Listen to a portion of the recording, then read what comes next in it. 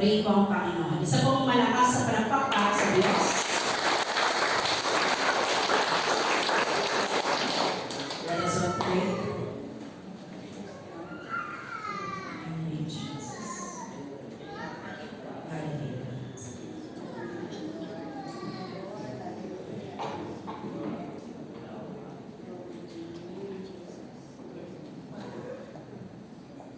Holy Spirit, help us to be sensitive to you as you move, Lord, in our needs. I pray that you soften our hearts, give us wisdom to be able to understand everything about you. I know not everything, but what you want us to know about you. This is your time. This is your day, and as I stand here before you, God, gawin niyo po akong tungtungan ng mga paamin. May your name alone, O God, be lifted up. And we pray, Lord, for every one of us, that you remove any forms of distractions. Distractions about ourselves, distraction, Lord God, from the people around us. Distraction, Lord, brought about by the enemy. Lord, everything. We pray, Lord God, that everything will be submitted to the name of Jesus Christ, our Lord and Savior. We give you full authority this day, Lord. And we ask that you anoint us, anoint me, your servants, and anoint every one of us, our God, so that we'll be able to receive your word, your message for us this morning. This I pray in Jesus' name. Amen and amen. So last week, dinala ko ni Pastor Nifa about answering hard questions. So, kapag ikaw nag-evangelize, kapag may mga tanong sa'yo, naalala ko yung sinabi sa akin ni Sister Heidi during the Bible parade, sabi na nagbibigay na hindi siya bata, siguro mga ilang taon yung sis? Mga senior, sabi po doon, Jesus loves you. And then the response was, hindi ko, kasi hindi ko naman nararamdaman. So, if we were on that situation, how would we respond?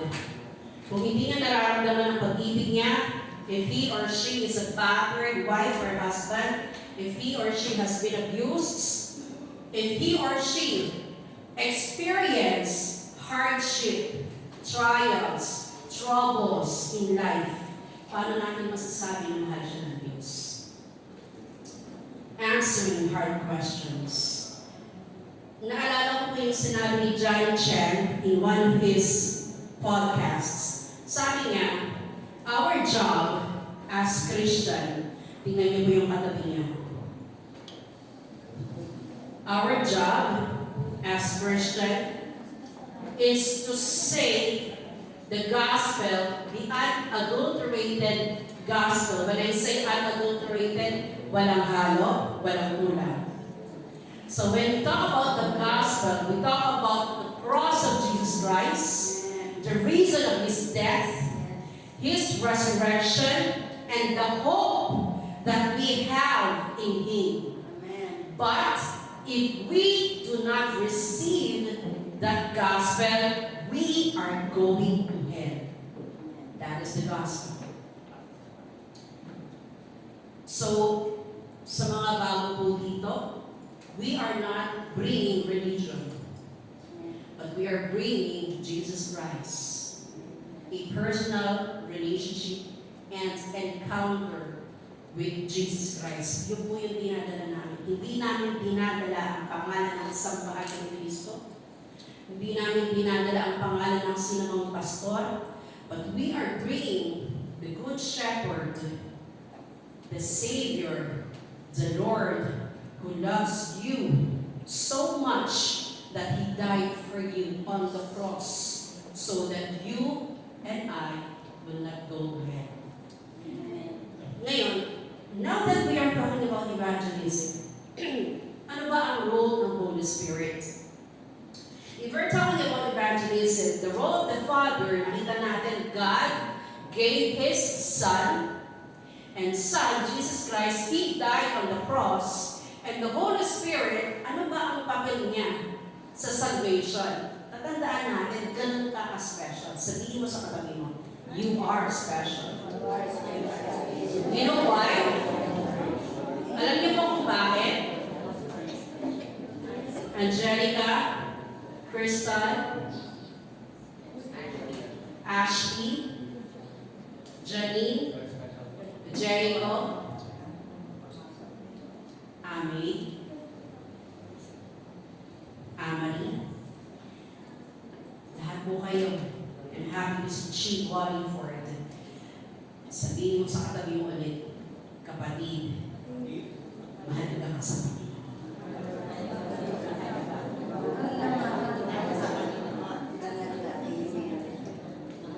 Why? Because the triune God, the Father, the Son, and the Holy Spirit worked together to save you. Yes. Ganun kahalaga. Amen. Ang triune God, ang lumikha ng mundong ito, lahat po sila, in cooperation ng bawat isa, gumawa sila para maligtas ka. Maligtas ako. Ganun kakahalaga. Kaya huwag mong itawan ang buhay mo. Now, we're talking about the role of the Holy Spirit. Yung nasa baba, nakakita niyo po yung kulay white na sulat. Yes. Ano pong basa? Basahin nga po natin. 1, 2, 3, go. The Holy Spirit and me. Ayan. The Holy Spirit and me. Next slide.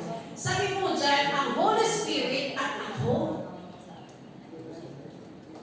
Sabi po dito sa aking introduction, sige po, pasok po kayo. Welcome, welcome. We are so glad to have you. Hallelujah. Salamat sa Diyos sa pagkatunali. Sabi po dito, yung device, yung cellphone mo, taas sa kamay ng may cellphone. Sige, pag sinabi ko, taas sa kamay lahat ng cellphone. Taas yung cellphone nyo. Taas, cellphone. Nahiya pa kayo, sige na, taas mo yung cellphone. Taas sa kamay ng mga cellphone. Okay.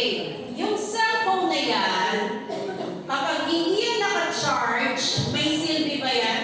Wala. Okay. So kapag hindi siya naka-charge, may silbi. Itong ilaw, kapag pinatay mo po yan, kapag brown out, may silbi ba yan? Wala. Okay. The same way that you believers, that you and I believers, kapag nasa kamay po tayo ng Panginoon, ng Holy Spirit, meron po tayong silbi. May kapangyarihan. Sabihin mo ulit sa katabi mo, may kapangyarihan ka. On our own, ano po yung sinasabi ko po? Hindi ko po yung sinasabing, umakyag ka. Hindi ko po sinabing kung anong mga magic na ginagawa ng mga napapanood natin sa TV. Hindi po yun. Bigyan ko po kayo ng sample ng kapangyarihan. Yung kapitbahay mo, inaway-away ka, chinismis ka. Pero dahil nasa iyo ang Holy Spirit, you have the power to forgive and to love that person. Ibang klaseng power yun. Hindi lahat ng tao kayang gawin magpatawad. Agree? Asawa mo pa lang makita mo. Kapag yung asawa mo, hindi ko po tinutukoy yung asawa ko, mabait mo yung asawa. Kapag yung asawa mo ay nagiging pasaway sa'yo, babae man ang lalaki, nagbibisyo, umuwi ng bahay, wala nang pangbili ng pagkain. Dahil may Holy Spirit ka, kaya mo siyang batukan. Hindi ng kamay, kundi batukan ng pagmamahal. Wala ka na naman uwi. Alam mo, mahal na mahal kita, pero sana uwi ka man lamang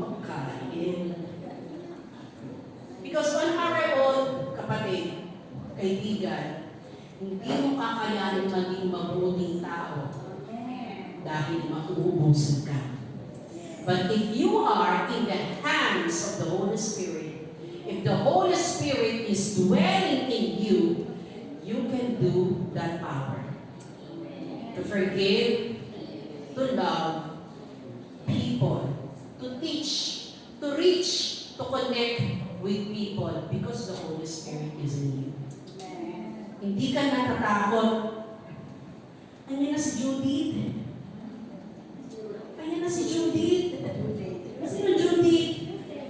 Judith na aming admiral ko.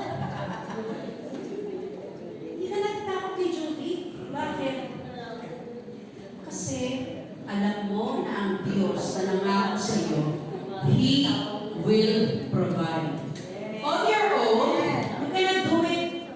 Magpapanik ka, may anxiety ka, magmumori ka, madidepress ka.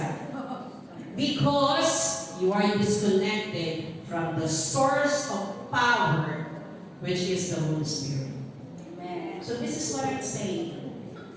Kapag wala po ang Holy Spirit sa atin, hindi natin kakayanin.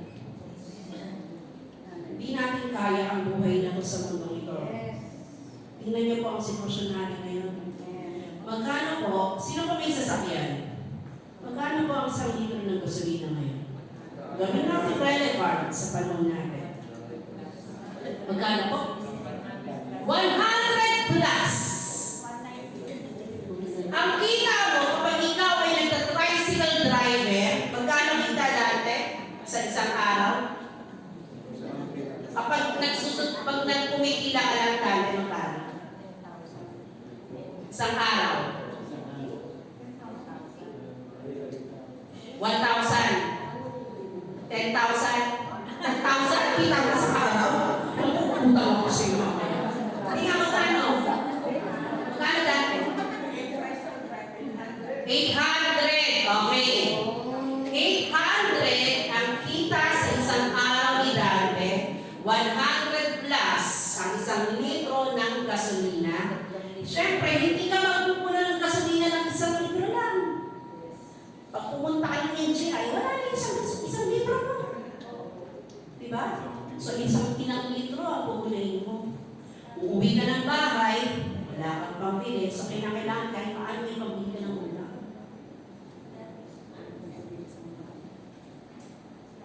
Kung titingnan mo, napaka-depressing ang sitwasyon natin. Tama? Yes.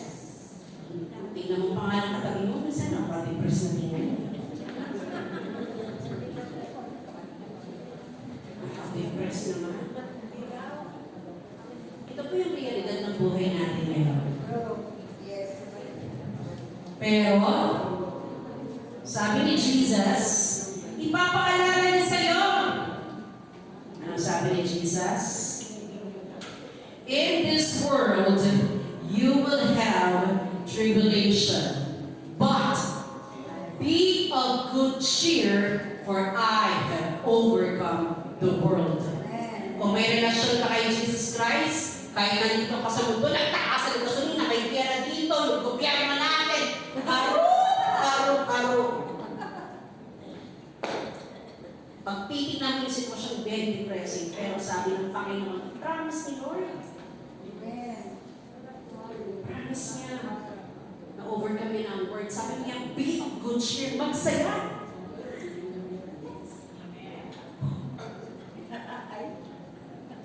Be of good cheer. Oh, ang asang gas. Isang dalag, isang litro. Woo! Bakit? Alam mo na natapat yung nangako siya. Amen. Ngayon, sasabihin natin, ano naman gagawa ko sa pangako niya? Trust and pray. Tingnan niyo po, tingnan niyo lang po Tingnan niyo po si Pastor Dante. Pati nang yan. Pastor Dante, kayo po kayo. Si Pastor Dante, mahirap ang buhay, Pastor? Mahirap ang buhay? Mahirap pero kaya siya yun. Mahirap, di ba? May problema, tama? Pero, Maraming bigat. kaya niyang tumayo. Amen. Kasi nakatayo siya. Kaya niyang tumayo, hindi sa sarili niyang pa, kundi sa Panginoon. Amen. Salamat po, Sir Dante. Sa totoo lang, on our own, kung nakatingin lang tayo sa gobyerno natin, nakatingin tayo sa bank account natin, mapupuso tayo. Yes. But if we look on God, Amen. ngayon tingnan po natin sa ating introduction, Kuya Bird, sabi po dyan, Kuya Bird, the Holy Spirit plays an important role in the lives of every believer. Napakalaki po ng trabaho ng Banal na Espiritu sa buhay ng bawat isa sa atin. He is not just concerned in transforming us to be what God wants us to be. He is also concerned about bearing fruit of righteousness for the glory of God. Ang Holy Spirit, gusto niya, hindi ka lang nababago, kundi nagbubunga ka. May bunga ba tayo? Amen. Fruit of righteousness for God's glory. So kapag hindi po tayo nagbabago at hindi tayo nagbubunga, baka hindi po nananahan sa atin ang Holy Spirit. So it is important to know na meron tayong Holy Spirit. Amen. Kaya sabi ko dun sa Bible study namin sa Home Point, sabi ko, paano mo nalalaman na may Holy Spirit ka? Anong nabago sa'yo? Dati magagalitin. Dati matatakotin. Dati chismosa. Ngayon hindi na. Diba? Those are the evident changes sa buhay ng tao na may Holy Spirit. Kaya nga siya tinawag ng Holy Spirit because He aims to make you holy. Sabihin mo, make me holy.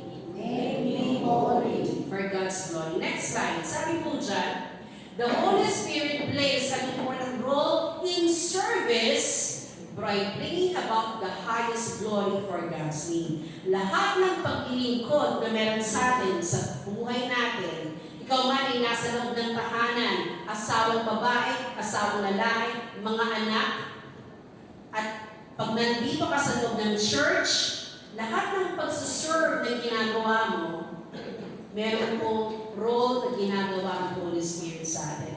And that is to bring glory to God's name.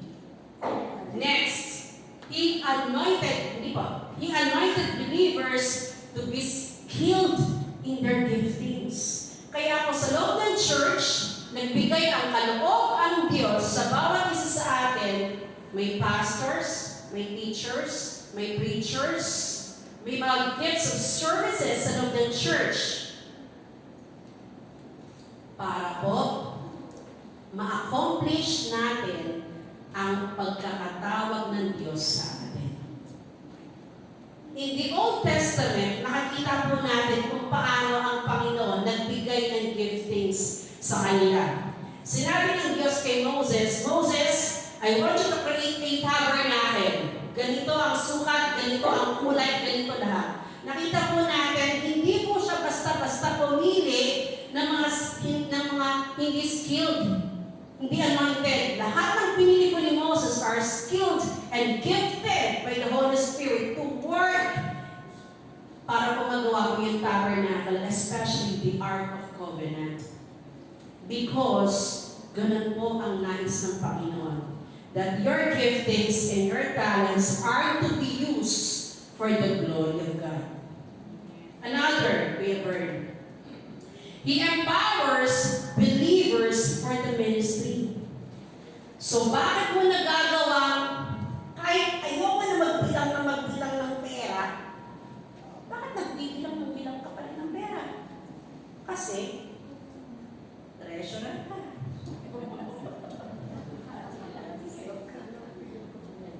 Bakit linis ka ng church? Kasi janitor daw. Kasi love mo si Lord. Walang naglilinis eh. Ikaw maglilinis. Bakit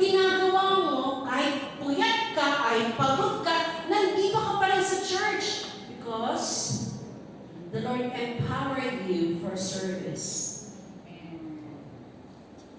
Binibigyan tayo ng Panginoon ng kalakasan, ng kapangyarihan para magawa natin ang paglilingkod sa Kanya.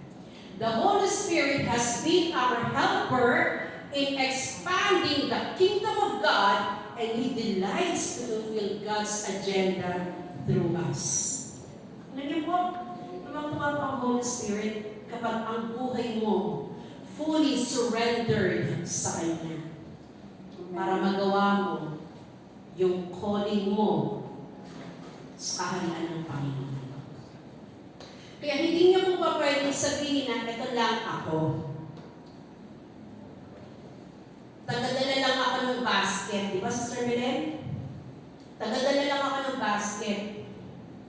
Tagawalis lang ako sa church. Tagapindot lang ako ng PowerPoint. Nothing is menial or small in the eyes of the Lord as long as you are empowered and equipped and anointed by God to do that work. Kapag walang nagdala ng basket, paano makakapag-ano, di ba, Sister Belen? Paano kung walang naglinis? Paano tayo mag-church na madali yung church? Kung walang tagapindot, paano kayo makakanta?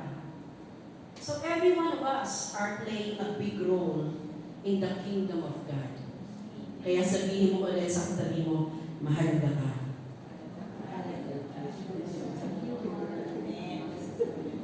Next slide. Tingnan po natin. The role, ready na po ba kayo? The role of the Holy Spirit in evangelism. Ito po talaga yung topic ko. Sige po, Ate Jen. Righteousness, sin, judgment, and truth. Next slide. The Spirit working in the unbelievers.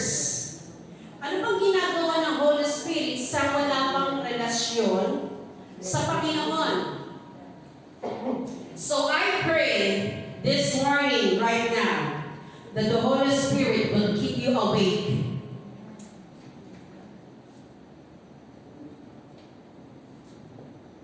I pray that the Holy Spirit will keep you awake and undivided in your attention to the Word of God. This is my prayer. So sabi po dito, the Spirit working in the unbelievers. Ang Holy Spirit, hindi lang po siya nag-work sa mga may relasyon sa Panginoon. Meron din po siyang ginagawa sa mga hindi pa mananampalataya. Next slide, Ate Jem. Sabi po dyan, John 16 verse 8. Basahin po natin. Open your Bible to John 16 verse 8. Sabi po dito, when He comes, He will prove the world to be in the wrong about sin and righteousness and judgment. So, ang trabaho ng Holy Spirit, siya po ang magpapakita ng kasalanan, ng katuwiran, kabanalan, at ng judgment. So, kapatid, kapag sinabi natin gospel, we talk about the whole gospel or counsel of God in terms of saving humanity. We talk about Jesus Christ as holy. We talk about His love. We talk about His mercy. We talk about His compassion. But it doesn't end there. We also talk about sin and His judgment on sin. So kapag pinag-uusapan natin ng gospel, hindi lang sapat God loves you. Tapos na. Hindi po yun ang totoong gospel. So kapag sinabi na, meron kasi ako ng panood, sabi niya, ang alam namin sa Diyos, mapagmahal siya, mapagpatawad siya, mabuti siyang Diyos, mahal niya kami kahit ganito kami. Okay, I will be frank with you.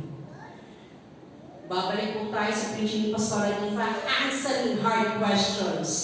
Sabi ng isang nag-i-interview sa isang kilalang preacher, sa Amerika po ito, ang isang tao po bang homosexual?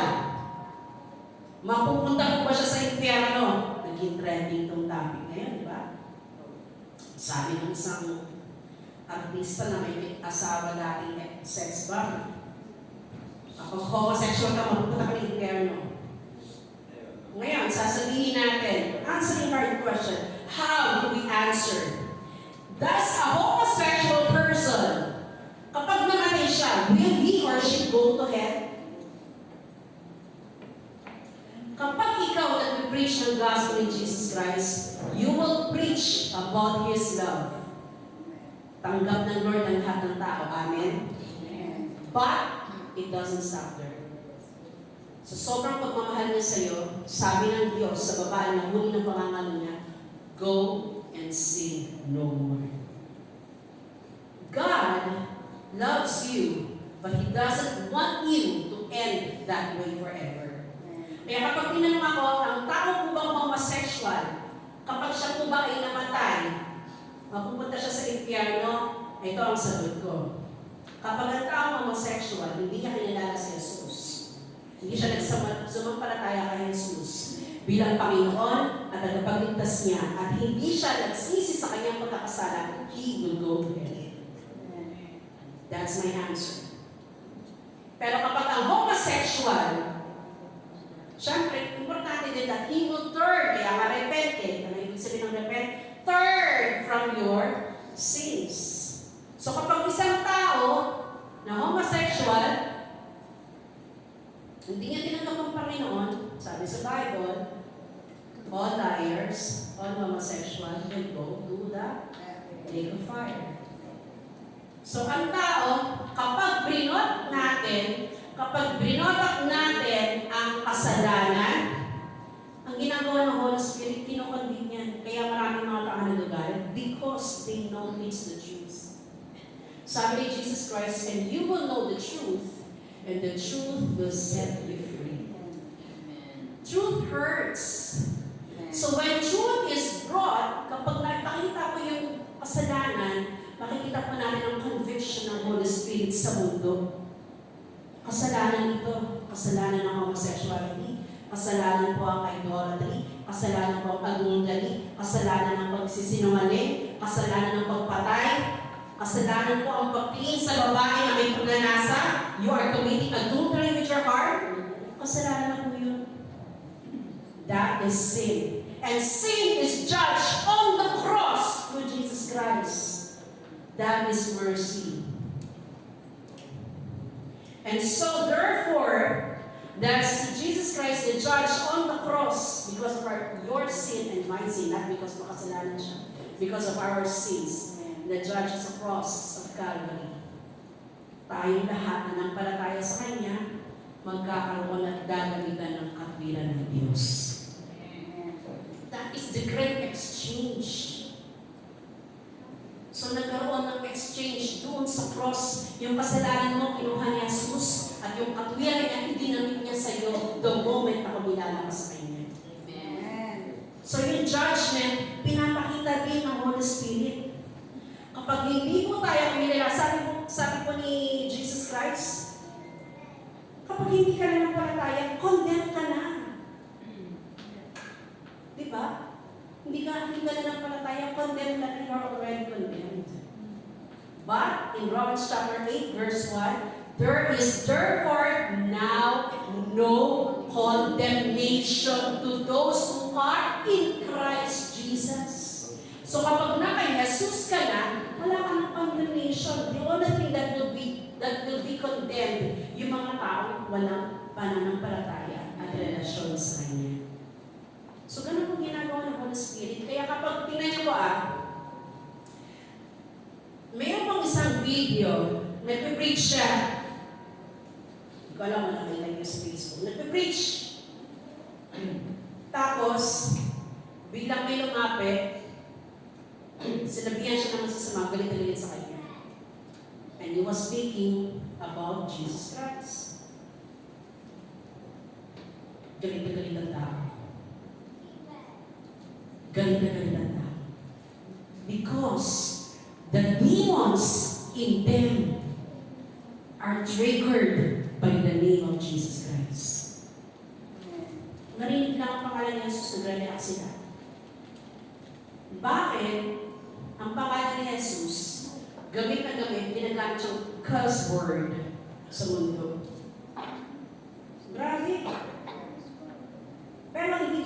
ang pangalan ni Ana. Hindi ginagamit ang pangalan ng ganitong bawa. Ay, Confucius! Ang ganun, di ba? Ay, Ana! Ang ganun, di ba? Napapanood mo naman ka ng mga American movie? Ginagamit yung pangalan ng Jesus Christ bilang mura. That is our world today. So the Holy Spirit will condemn the world of sin, righteousness, and judgment. Kaya ka nakakilala sa Panginoon. Kasi ikaw na nakaupo dyan, narinig mo, ay, makasalanan pala ako. Kapag hindi pala ako kumilala sa Panginoon, mapapahamak ako. So sobrang mahal sa akin ng Diyos na matay siya para sa akin. That is the conviction of the Holy Spirit. Hindi ka komportable. Ilang beses po kayo na, I'm not sure what experience niyo po. May nagpipreach, tapos, tagos kayo duro ng pagkatao mo. Na sinasabi mo, grabe naman ito pa. Sinasabi, ano naman kilala niyo ano may alam ko sa akin?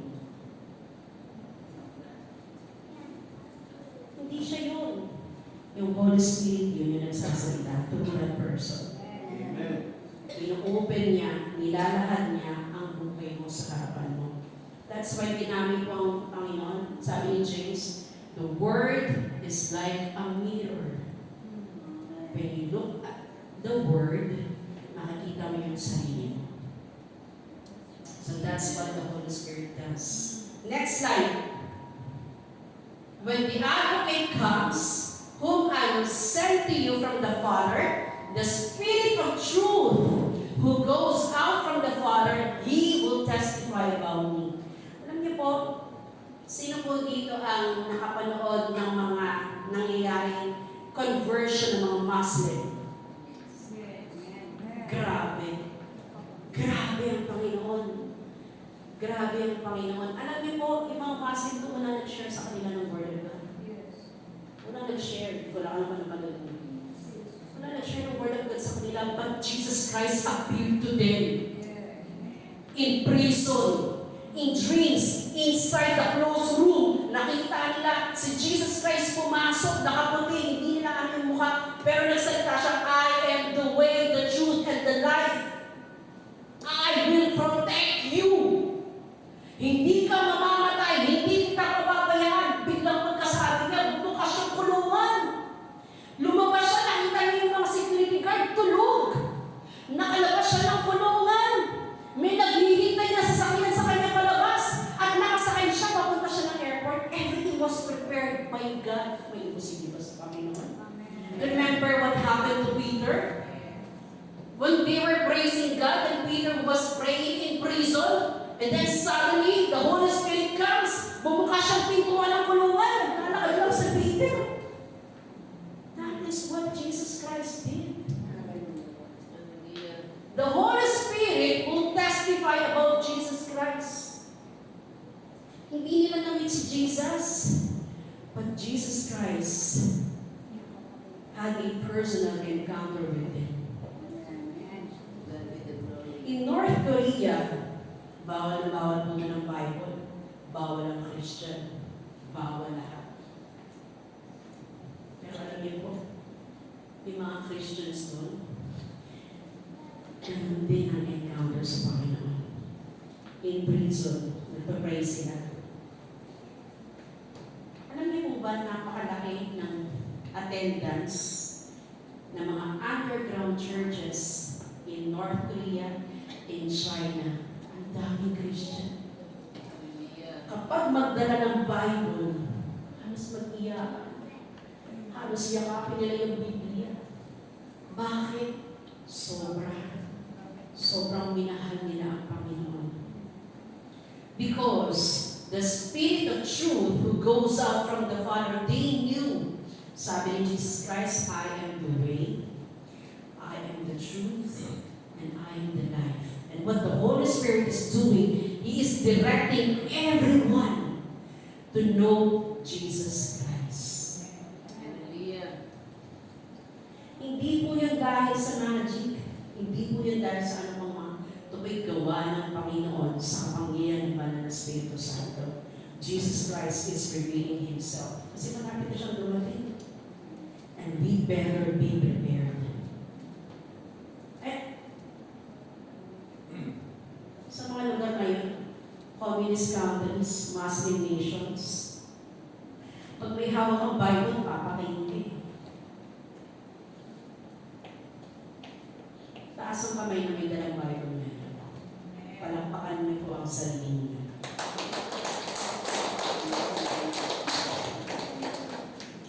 Sa Diyos ang mataas ang papuri. Amen. Kasi hanggang ngayon may Bible pa rin tayong dala. Siya po ang nagte-testify ng katotohanan. Kasi po, yun po ang nais ng Panginoon. Kaya kapag kayo meron ng preach, kahit ako, kahit lahat ang tumatayo dito, tama yung ginagawa ni Kuya. Nagsusulat sila. Check your Bible. If I said something wrong, check mo yung Bible po ninyo. Tama ba yung sinabi ninyo? Check mo yung Bible niyo so that you will know kung tama ba lahat ng sinasabi ng mga tao dito. Because the Holy Spirit will lead us into all truth. Amen. If there is a spirit of error, the Holy Spirit will reveal that. That's why He is giving us the spirit of discernment to know kung ito ba ay sa Panginoon o hindi. Ito po ginagawa ng Holy Spirit. Kaya kapag yung mga tao, tingnan niyo po, merong isang preacher, nag-preach siya, mga naka-costume sila ng mga nakakatakot. He preached about Jesus Christ. Hindi siya nag-convert. He preached about His love. That moment, yung tao niyo, I would like to use the other story. Yung babae na sinabi niya, where was your Jesus? When there were children who were dying because of cancer, who were being abused, where was your Jesus? Sabi ganun ang question ng matandang yan. Nasaan daw si Jesus mo? Nang yung mga bata na abuso, yung mga bata na mamatay ng cancer, anong sagot? Pwede natin ibigay. At the end of their conversation, yung matigas na puso na yun, lumuhod siya. She cried. She accepted Jesus Christ because her heart was softened. That's what the Holy Spirit does. Opening her eyes to the truth of God's love for her. Ay yung sinasabi niya, where was your Jesus? Nalaman niya na si Jesus Christ na matay sa cross, binayaran ang kasalanan ng tao. Hindi kalooban ng Diyos na may mga bata na naaabuso na rin at namamatay sa cancer. It is all because of sin. Kaya nangyayari yun. And man has free will. And every time we choose to do the things that ayaw ng Panginoon, we sin against God.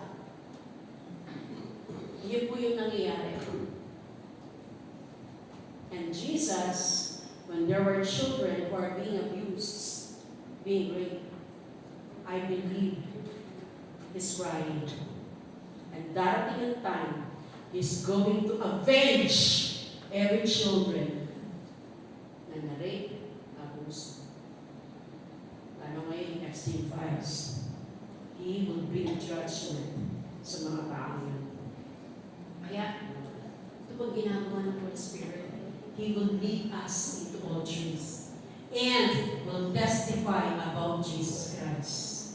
Amen. Kaya nabubuksan yung kaisipan natin, talaga, yung pala yun. Ganun pala kagrabe yung kasalanan ko. Ganun pala kagrabe yung pagmamahal ng Diyos sa akin. Ganun pala. Namatay pala siya para sa akin. Kasi maraming tao, alam lang namatay si Jesus. Pero hindi natin alam. Hindi siya dapat, kung meron lang siyang pipiliin, pwede niyang piliin hindi mamatay para sa krus. Pero dahil pinili niyang mamatay para sa krus, hindi magpakamatay ka, hindi magpakamatay, namatay sa krus. Siya po ay namatay sa krus. Kung pipiliin niya lang na huwag siyang mamatay sa krus, pwede niyang gawin. Pero, on His way to Calvary, ikaw at ako ang nasa pusong isip niya. Amen. That's why He chose to walk that road to Calvary because of His love for you and for me. Hallelujah. Next po. Sabi dyan, the working of the Spirit working in the believers. So nakita natin yung ginagawa ng Holy Spirit sa mga hindi pa mananampalataya. He testified about Jesus Christ. And He opened the eyes to speak about sin, righteousness, and judgment. Ngayon, sa mga mananampalataya. Sino po dito ang matapang, taas ang kamay? Lahat kayo buwa. Walang nagtaas ang kamay. Ito kasi ate. Sino po matapang? O sige. Huwag na lang kayo mataas ang kamay. Sabihin niyo lang. Pumunta tayo doon sa mga pinupugutan ng ulo. Taas ang kamay. Okay. Tingnan po natin. Next slide po. Sabi dyan, empowerment for witnessing. Anong ginagawa ng Holy Spirit? Nagbibigay siya ng kapangyarihan para makapag-share ka ng gospel of salvation. Next. Sabi ko dyan, verse Acts chapter 1 verse 8. Sabi ko ni Jesus Christ, but you will receive power when the Holy Spirit comes on you, and you will be my witnesses. Ano masabi ni Jesus Christ sa may pag-aari kanya? Ikaw ay aking magiging saksi saan? Sa Jerusalem, sa Judea, sa Samaria, hanggang sa dulo ng mundo. Hindi kanya, o kinakilala ka, tapos wala lang. Hindi. Ang sabi ng parang, hindi kita iiwanan kulubing o ulila. Tama? Hindi kita iiwanan ulili. I will not leave your orphans, but I will send the helper, which is the Holy Spirit. What? To empower you to do the work of the ministry, to share the gospel of Jesus Christ with courage and boldness. Kaya pag sinabi, alam naman share tayo, hindi ko alam kung sasabihin ko. Alam ako mamaya kung tanongin nila kung di ko. Tatandaan po natin, ang Holy Spirit ang nagbibigay sa iyo ng kapangyarihan, hindi ikaw. Amen. Ang kailangan po natin, obedience to Him. Amen. What you need to do is obey. And then, speak. Ang Panginoon po ang bahala magbigay sa iyo ng salita na sasabihin. Sino po dito ang nag-share na ng gospel? O sige, taas ang kamay. Hallelujah. Okay. Start natin sa mga setters. Taas ang kamay ng mga setters na nag-share na ng gospel. Amen. Palengke. Palengke. Palengke sa park. Okay. Taas ang kamay ng mga YC na matapang na nag-share ng gospel. Amen. Amen. Taas ang kamay ng mga YA na nag-share ng gospel. Walang YA. Taas ang kamay ng mga youth This is the word. na nag-share ng gospel.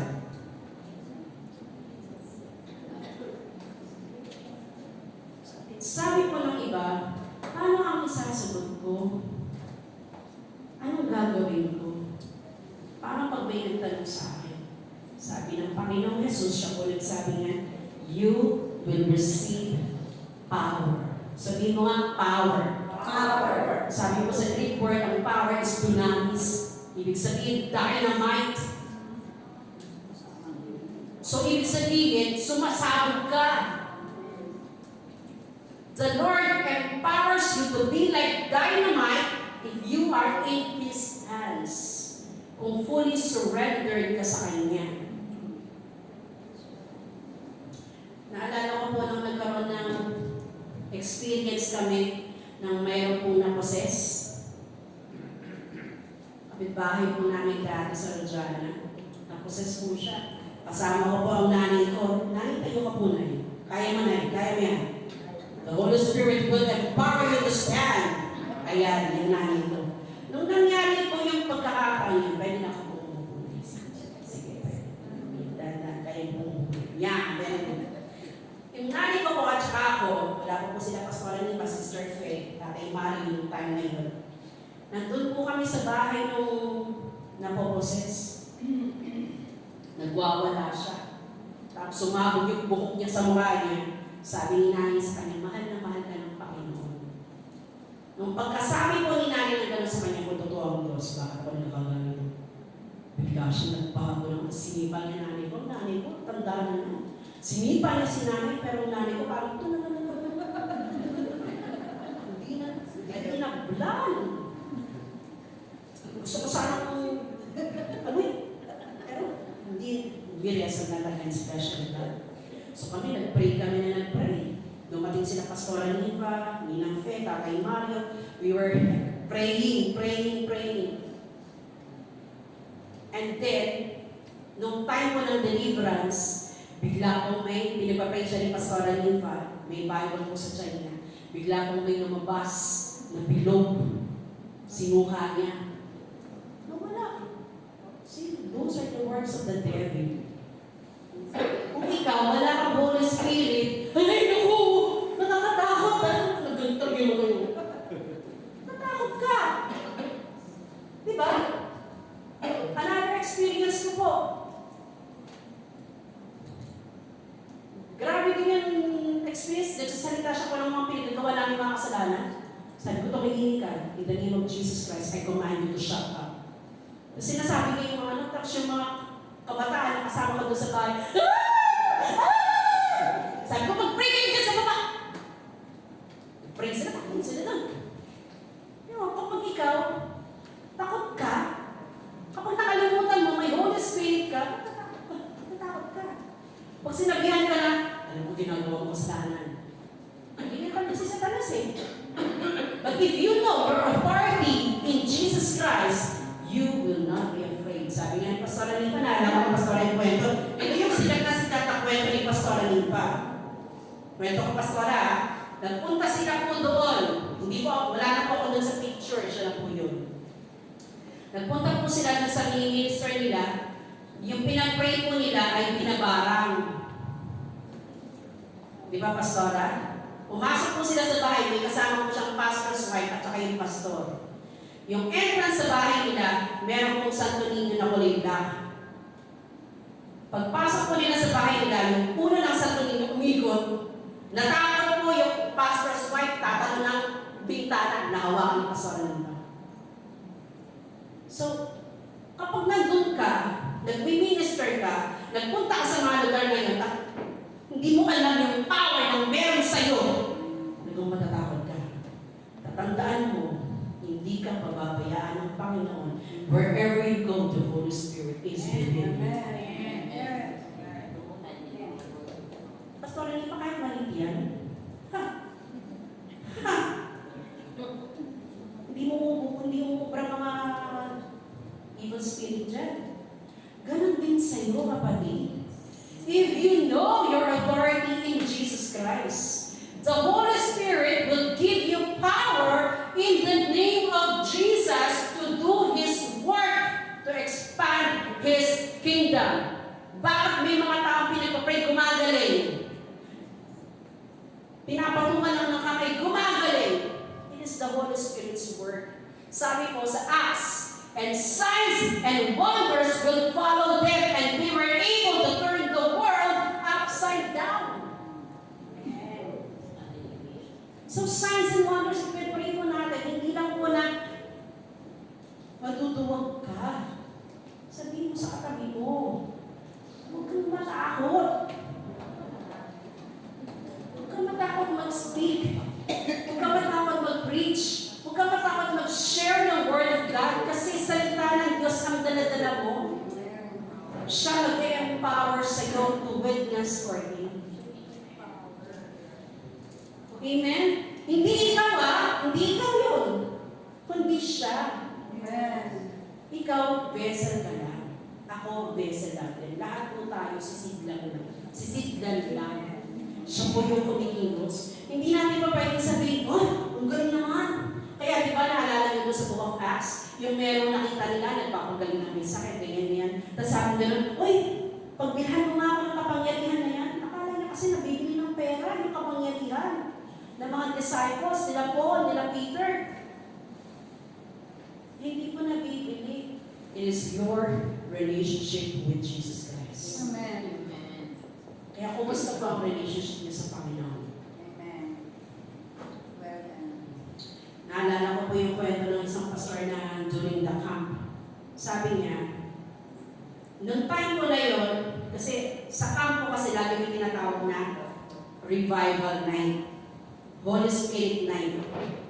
So, ang nangyari, yung pastor nag-preach siya, yung mga kabataan, nag-iyakan sila, ganyan, iba, tumanggap ng Holy Spirit, ganyan. Ano yung pong ginawa nila ng mga kabataan na yun?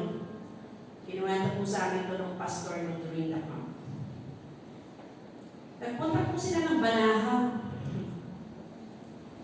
Tapos, nag-ghostbuster sila. Nag-rebuke sila. Ano yung nangyari? Umuwi sila, na-possess yung iba sa kanila. Wala pang relationship sa Panginoon. Tapos ginawa nila parang, ay may Holy Spirit kami. Hindi po ganun. The Holy Spirit will move if there's a need. Hindi yung, halika pumunta tayo sa Banahaw. Halika pumunta tayo sa ganito para ipakita natin may power tayo. That's not how it works. The power of the Holy Spirit will move, will manifest if there is a need. Kapag kailangan kong merong magka-encounter sa Panginoon. Next, sabi dyan, after they prayed, the place where they were meeting was shaken. And they were all filled with the Holy Spirit and spoke the word of God boldly. Tingnan po after nilang manalangin, yung lugar na kinakalagyan po nila, ito po ay nag-shake. Nagkaroon ng lindol. And lahat po sila na-feel ng Holy Spirit. Ano pong epekto nun? They spoke boldly the word of God. So the Lord will give you power and courage to preach, to teach, to witness for Jesus Christ. Hindi na matatawag. Yun po ang ginagawa ng Holy Spirit. Amen? Amen. So, sino po dito matapang? Amen. Hindi ka magtatapang-tapangan, matapang ka dahil alam mo na silang Holy Spirit. Amen? Next, Kuya, sabi dyan, 1 Corinthians chapter 2, verse 4. My message and my preaching were not with wise and persuasive words. Minsan po kasi parang, ang galing, motivational speaker, ang galing. Sabi dito ni Paul, yung aking message, yung aking preaching, pangangaral ay hindi sa pamamagitan ng wise and persuasive words. Saan po yun? It is with the power and demonstration of the Holy Spirit. Amen. So we teach, not with good words, not with flowery words, not with ganitong mga pananalita, kundi po demonstration ng kapangyarihan ng Banal na Espiritu Santo. Sabi ko sa Panginoon, Lord, I'm not going to stand in front without you going ahead of me. Amen. Ikaw ang magsalita, Panginoon. Ikaw ang magturo. Ikaw ang maitaas. Amen. Ikaw lamang, Panginoon. Yes. It is with the demonstration of the Holy Spirit's power. Amen. Kaya kung alam niyo po, naalala ko yung preaching ko sa Oliva. Kapag may nagtanong, na mahirap na tanong, paano natin siya masasagot? Not with wise words. Paano pag sinabi, ang tao sinasharean mo, hindi siya naniniwala sa gospel, hindi siya naniniwala sa Bible as the Word of God. How would you say that there are only two genders? How would you say that? So, syempre, mag-aaral ka din. According to science and biology, there are only two genders, XY chromosome and XX. And masasabi po natin, iba po ang bone structure ng lalaki sa bone structure ng babae. Iba po ang muscle mass ng lalaki sa muscle mass ng babae. Daanin mo sa wisdom na binigay sa'yo ng Panginoon. Hindi naniniwala sa Biblia, daanin mo sa science. Science will not contradict the Bible. Yung totoong science, because the Bible will prove the science and science will prove the Bible. That's the reality.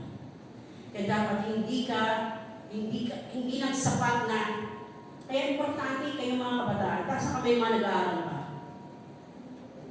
Importante kapag nag-aaral ka na mabuti. Kasi kapag may mga ganitong tanong, kaya mo siyang sagutin. Amen?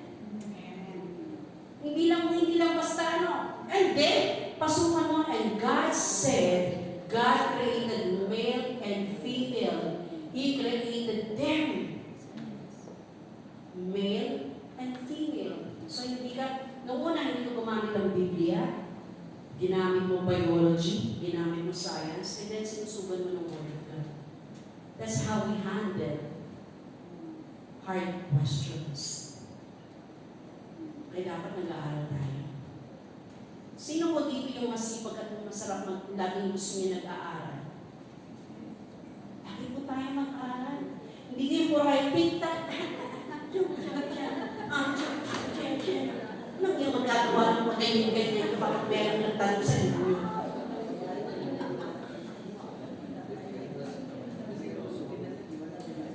Alam niyo po, yes, the Holy Spirit will empower us. But we must also equip ourselves. Amen? Amen. We must equip ourselves. Dapat in-equip din natin yung sarili natin, lalo na kapag na-share ka ng word, lalo na sa kabataan. Meron pong dinala dito si Sister Merly. Gusto na po mag-share. Meron pong dinala dito si Sister Merly. Sabi niya, ang question niya sa akin, how would you, paano niyo po sasabihin doon sa tao na yung paniniwala niya sa sarili niya na siya ay lalaki, pero babae siya. Sasabihin, ang sabi ko sa kanya, when you look at the mirror, what do you see? Because feelings cannot outweigh reality. Naintindihan niyo po? Ang feelings or emotion natin, hindi nito po pwedeng i-outweigh, mas mabigat, sa reality. When you look at the mirror, you will see that you are a woman. When you look at yourselves, you will see you are a woman. And your feelings is deceptive. So kapag sinabi ko, pakiramdam mo, lalaki ka pero babae ka, kapatid, tingnan mo yung realidad. This is the reality. Bakit ko sinasabi? Because most of the young people right now are having problems with identity. So dapat alam natin silang abutin na may pagmamahal, may compassion na mula sa Panginoon. Amen? Next, sige po. Guidance and direction. Ito yung ginagawa ng Panginoon. Okay. Sige po kaya, Ate Jem, sabi dyan, the Spirit told Philip, gusto ko itong kwento na to. The Spirit told Philip, go to the chariot and stay near it. Sino mo nakasakay sa chariot? Sino mo nakabasa ng kwento na to? Ethiopian eunuch. Alam niyo po ba mga Ethiopian? Anong color nila? Black. They were considered Africans. Mga black po sila. Pero eunuch siya. Sabi ng Panginoon, sabi ng Holy Spirit kay Philip, pumunta ka doon sa chariot. Ang bilis ng takbo ng chariot, si Philip katabi ng chariot. Nakita siya, pinasakay, sumakay siya, nagkwento siya, nakita niya nagbabasa si Philip, ay si eunuch ng ano? Isaiah chapter 53. Alam niyo pong ginawa ni Philip? And-expound niya yung Isaiah 53. At sinabi niya tungkol kay Jesus. Siya yan, si Jesus yan. Si Jesus na namatay sa krus ng Kalbaryo. And after that, nung encounter nila yan, ang ginawa ng eunuch, sabi niya, ito may tubig dito, anong makakapag-hinder sa akin para bautismuhan ako? Imagine, isang kaluluwa, sabi ng Holy Spirit, punta mo yung kausapin ko. Di ba may mga pagkakataon may ganun tayo? Lapitan mo yung pag-pray mo yan. Kapag hindi tayo sumunod, laking ano yung sa puso natin. Kaya pag may nagsalita, pag sinabihan tayo ng Panginoon, siguro alam niyo naman i-distinguish kung kanina yung sariling boses na yun, di ba? Pag sinabi, Yung tao yan. Pag-pray mo ng mga ano, pautangan lang dapat. Baka mamaya, hindi nga sa Panginoon. So you have to know. Ay, kung tinig doon ng Panginoon. Kausapin ko, ayun pala. I remember, meron pong kabataan na madaling araw. I messaged her. Said, I'm praying for you.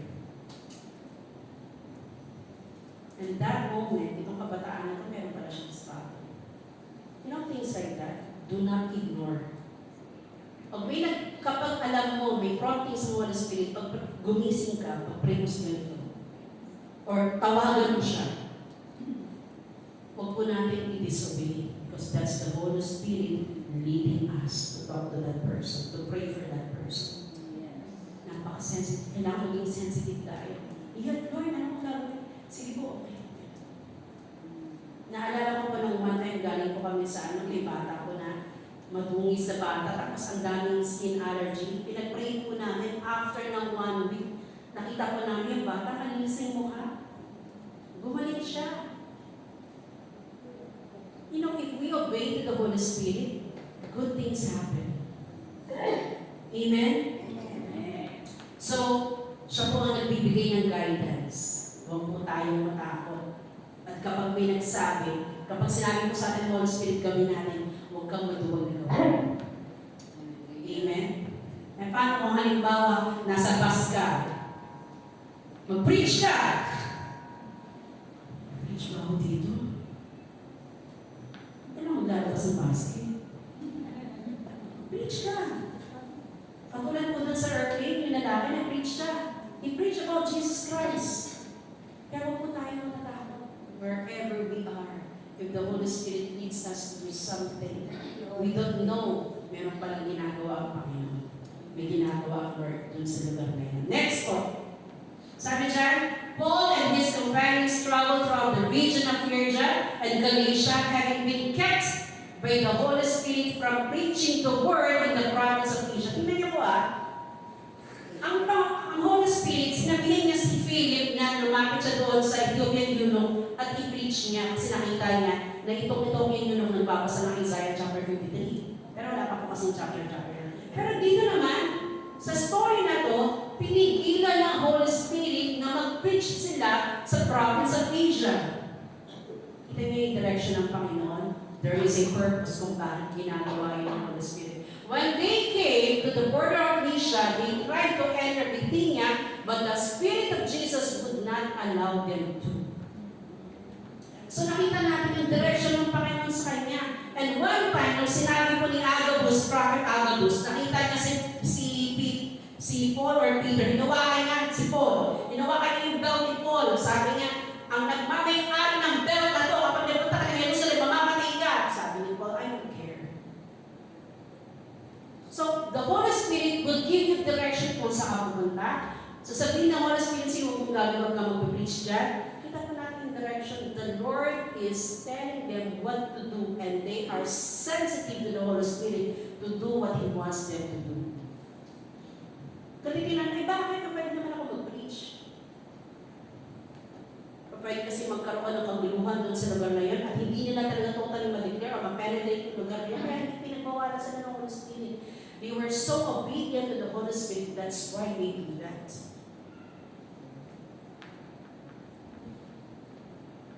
At nung time po in the book of Acts, sinabi po nila, sa story po na yun, they sold all of their possessions. Because the Holy Spirit to do that. Why?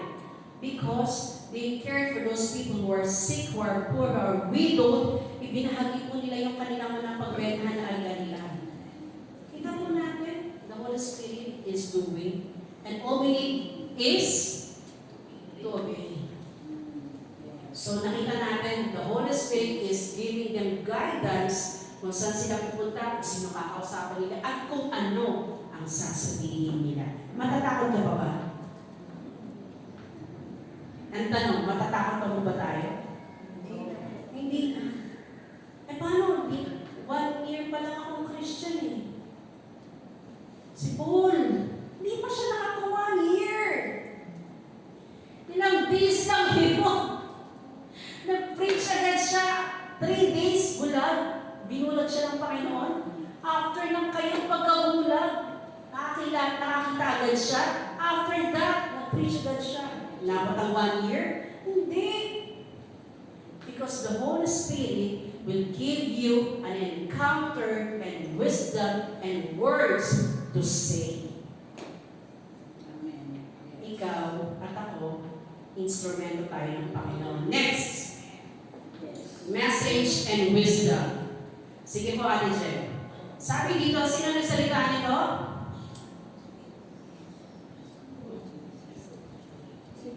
Si Jesus Christ. Sabi niya, for the Holy Spirit will teach you at that time what you should say. Sabi ni Jesus Christ, kapag ihaharap ka sa mga sinagog, sa mga leader ng mga bansang ito, huwag kang matatakot sapagkat ang Holy Spirit ang magtuturo sa iyo kung ano ang sasabihin mo. Naalala niyo po si Charlie Kirk? Grabe yung mga tanong sa kanya, pero nasasagot niya. Kasi meron siyang Panginoon at meron siyang Holy Spirit sa kanya. Kaya huwag po tayong matatakot kasi ang pangako ng Panginoon, kung magpipreach ka ng gospel, kung magsasalita ka sa nanay at tatay mo, sa kapatid mo, sa teacher mo, sa boss mo, sa katrabaho mo, kalaro mo, huwag kang matatakot kung anong sasabihin mo. Bakit? Ang Holy Spirit ang magtuturo sa iyo kung anong sasabihin mo sa kanila. So don't be afraid. Next, Ate Jen. Sabi dyan, but the Advocate, the Holy Spirit, whom the Father will send in my name, will teach you all things and will remind you of everything I have to say, I have said to you. Sabi ng Panginoon yan, ang Holy Spirit, siya ang magtuturo sa iyo ng lahat ng bagay at magpapaalala sa iyo ng lahat ng mga bagay na naituro ko. Kaya ang isang tao, kapag nakadepende siya sa Holy Spirit, kapag siya ay nagsalita ng gospel ng Panginoon, nag-reach out siya sa kanyang kapitbahay, sa kanyang kaibigan, ang Holy Spirit ang siyang gumagawin sa kanya. Kaya huwag kang matakot. Huwag tayong matakot. Dahil sabi ng Panginoon, siya ang magtuturo sa iyo. Siya ang magpapaalala sa iyo ng lahat ng ano ba yung verse na yun? Diba? Maalala mo, ito pala yung verse na yun. Pero ang problema, kapag hindi ka nagbabasa ng Bible, ang verse na yun, kailangan ka maalala. Kaya kailangan nagbabasa ng Biblia. Hindi ng Facebook. Hindi ng Threads. Hindi ng Twitter. Ay, nako. Kailangan nagbabasa ng Bible. Taas ang kami na nagbabasa ng Bible. Amen. Kaya kapag ikaw, nagbabasa ka ng Bible, anong verse yun? Ito pala yung sinabi ng Panginoon. Ano mo kung paano mo i-share? Amen? Amen. Amen lang ng amen. Yes. Next, transformation. Eto. So nakita natin kung paano ang Holy Spirit nagko-convict sa mga sinners. Nakita natin kung anong empowerment at equipping ginagawa ng Holy Spirit sa mga believers para mag-share ng Word of God. At hindi lang naman natatapos doon. Sabi po ni Titus 3:5. Sabay-sabay natin basahin in 1, 2, 3. He saved us not because of righteousness, but because of His mercy. Saved us through washing of the Word and the Holy Spirit. Napaka-importante po nito kapag nag-share ng Word of God. Transformation. Kung ikaw ang nakatibay mo, nag-attitudes mo sa katas, bigla ka nag-share ng gospel of Jesus Christ, maniniwala niyan sa'yo kapag ikaw nagbago ang buhay mo. Kaya po ang Holy Spirit, what He does to the believer is transform our lives for His glory. Kaya po mas nagiging effective ang ministry, ang testimony po natin. Kasi bakit? Dating manunugal. Dahil, yan ba? Ilang beta. Natin nagagawin ganyan. Hindi ko alam, sorry. Ito na alam eh. O yun, diba? Hindi na alam. Kasi nga, wala na sa kanya yung ganung bagay. Tinago na ng Panginoon. Hindi na ganun. Ito po yung nagiging effective ka. Bakit? Hindi mo pa pwede may pangalan na ang Diyos nagbabago ng buhay. Kung ikaw, hindi ba ako ang buhay mo? Kung hindi ba ako ang buhay natin? Paano ko sasabihin, binago ako ng Panginoon ko, ang buhay ko naman hindi nasasalamin ng binabago ko ng Panginoon. Our testimony, our sharing of the gospel of Jesus Christ becomes so powerful if it is seen in our lives. Amen. Transformation. Kaya sabihin mo sa katabi mo, transformed by the power of God. Transform. Kaya ikaw at ako, we are transformed at ang transformer ay walang iba kundi ang Holy Spirit. He makes us holy. He justifies us. He cleanses us. Yun po ang ginagawa ng Holy Spirit. Kaya kapag nag-preach ka, nag-share siya, maniniwala yung tao kausap mo dahil transform life ka. Effective ka, kapatid, kaibigan. Dahil nabago ang buhay. Kaya maniniwala sa'yo eh. Ay, nananampalataya ako dyan. Kasi naniniwala ko sa sinasabi mo. Kasi ganito yan dati. Pero ngayon ito na siya. Ibig sabihin, your life is changed by the power of the Holy Spirit in you. Amen? Kaya po, ito yung pakasikapan natin. Lord, transform me from glory to glory. Transform me, Lord, from glory to glory so that we are effective bearers of God's Word. Amen. Amen? Sige po, Ate Jen, in my conclusion, without the Holy Spirit, it is impossible to achieve God's assignment that was given to us. Simulan na po yan. We are faced with many oppositions. Ito yung realidad eh. Maraming opposition, demonic entities, the world, and even our flesh. Kaya kailangan natin ang Holy Spirit.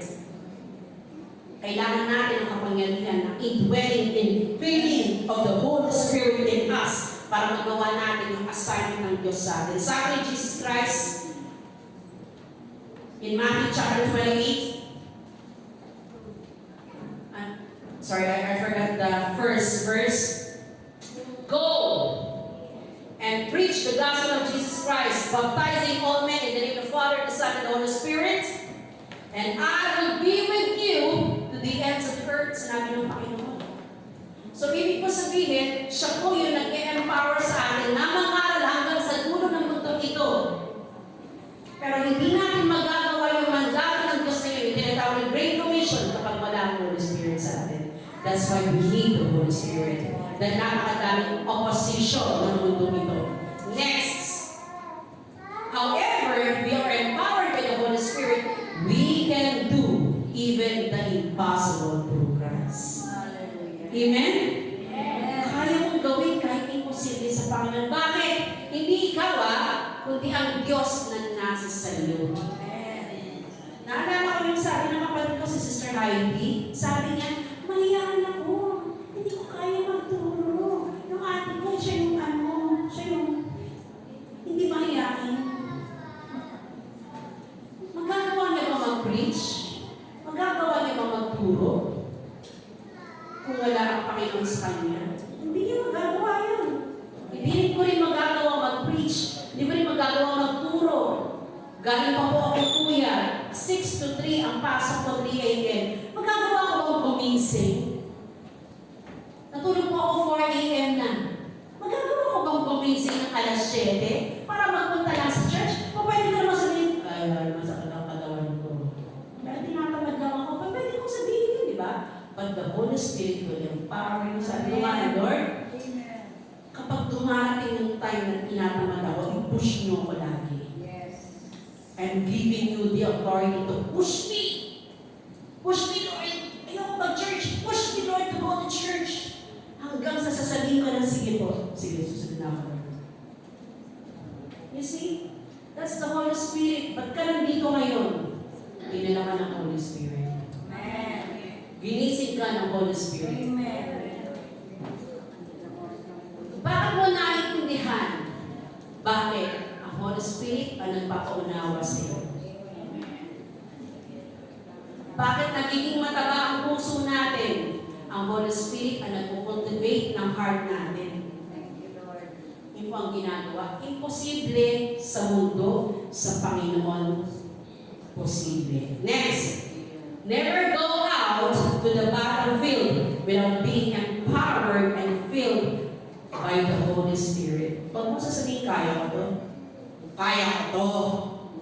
Kahit muscle ako, hindi dinadaan ko sa muscle yan. For we wrestle, Ephesians chapter 6, we wrestle not against flesh and blood, but by principalities and all forces of darkness in the heavenly places. Huwag niyo pong mamalitin si Satanas. May kapangyarihan yan. Pero kapag ikaw ay nakasubmit sa Panginoon, takot yan sa'yo. Amen.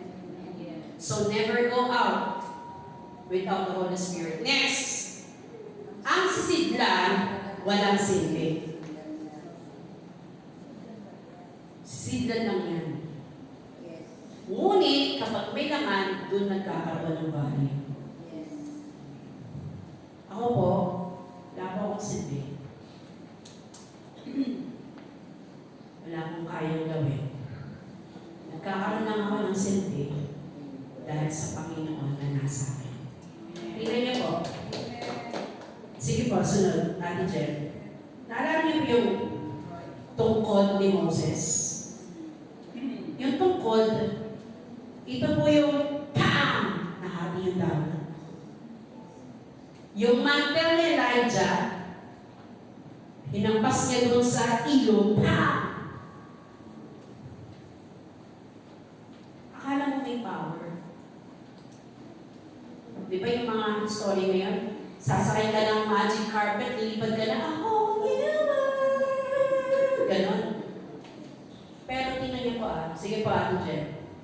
The rod that has been anointed by God can divide the Red Sea.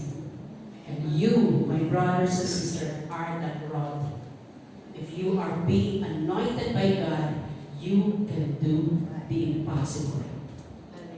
Next, Ate Jen.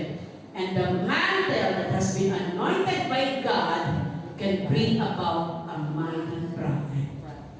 In God's hands, you can do the impossible. Without the Holy Spirit in you, you cannot. Yes. Meron po akong magic. Sino po may ball pen? Pwede pong pahiram. Pwede din pong pahiram ng book na notebook niyo. Papatayuin ko po itong ballpen na to. Walang magkokontra. Papatayuin ko to. Naniniwala po ba kayo? Naniniwala po ba kayong tatayo ang ballpen na to? Pag nakita. Niwala po kayo. Ready! Ready! Sabihin mo sa katabi mo, manood siya. Ready! Tatayo to ha. Tatayo to. Ready? 1, 2, 3. Dito kayo. Pero tatayo to. Ready? 1, 2, 3. Nakatayo? Nakatayo? Yes. Ikaw to sa kamay ng Diyos. Amen. Without God, you cannot write. Without God, you cannot do anything. Amen. But in the hands of God, you can do anything. Amen. Sabi sa Philippians 4:13, I can do all things through Christ who strengthens me. I can preach, I can share the love of Jesus Christ to the world because I have Jesus. I have the Holy Spirit in me. So para kang ballpen sa kanyang kamay. Magpahawa ka sa Panginoon. Tayo ang natin ulit. Thank you, Lord.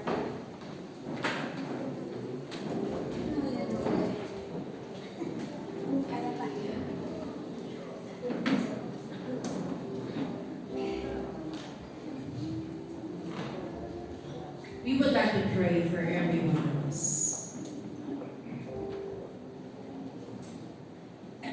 Hallelujah. Let's be quiet sa presence of the Lord.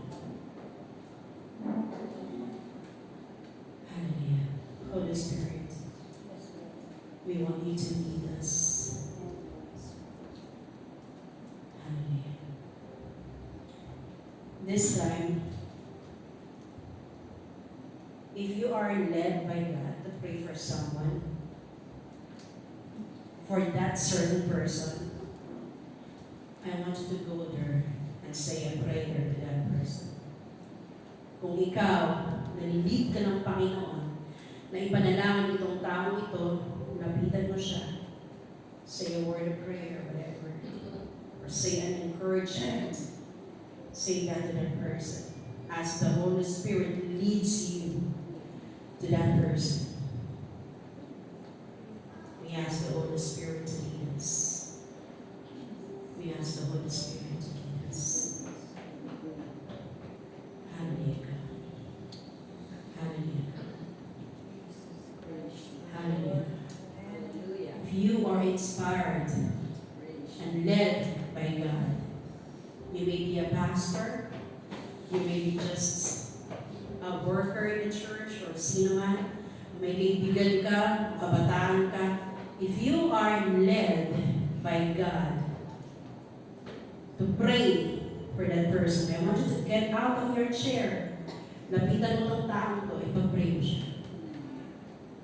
Ipag-pray mo siya ngayon. Hallelujah. Hallelujah. Hallelujah.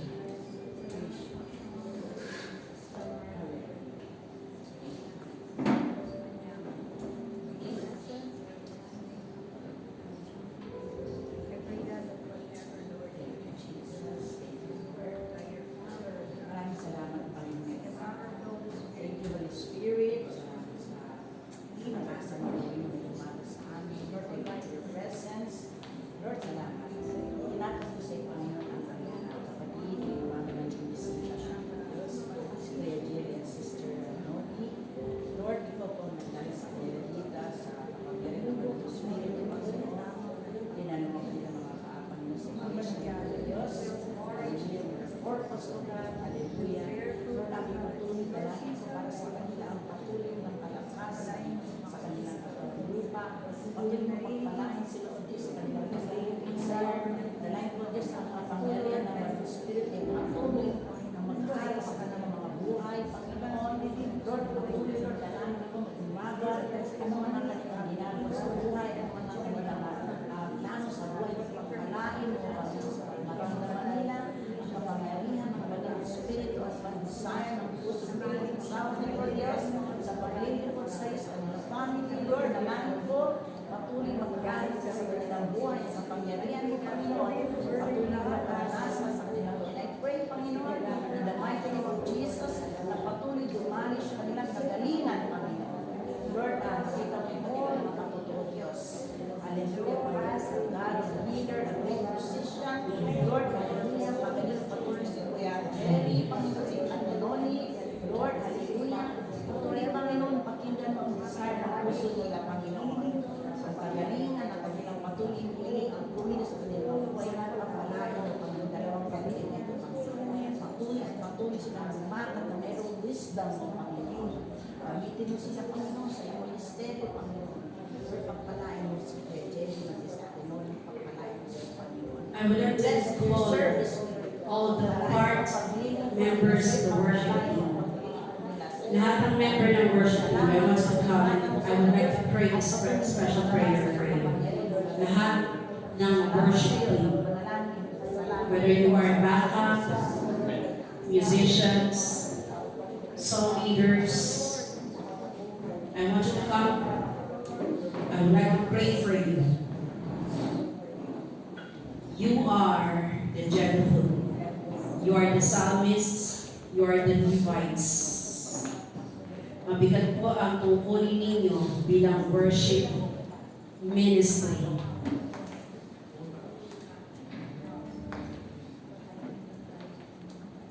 And I want you to understand the gravity of the responsibility na meron sa mga worship team. All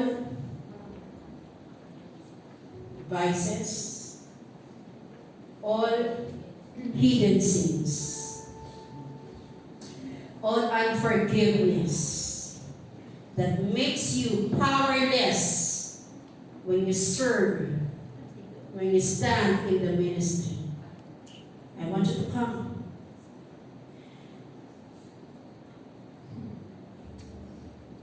If the Holy Spirit asks you to open your lips and ask for forgiveness, the only time that you will be anointed and empowered to stand to minister to people is that you are fully consumed by the power of the Holy Spirit in you.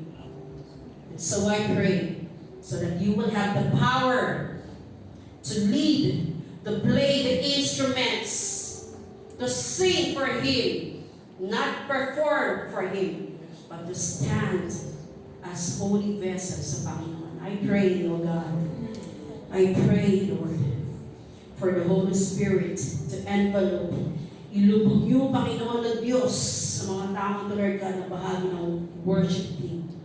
Wala sa kanilang leader, Panginoon.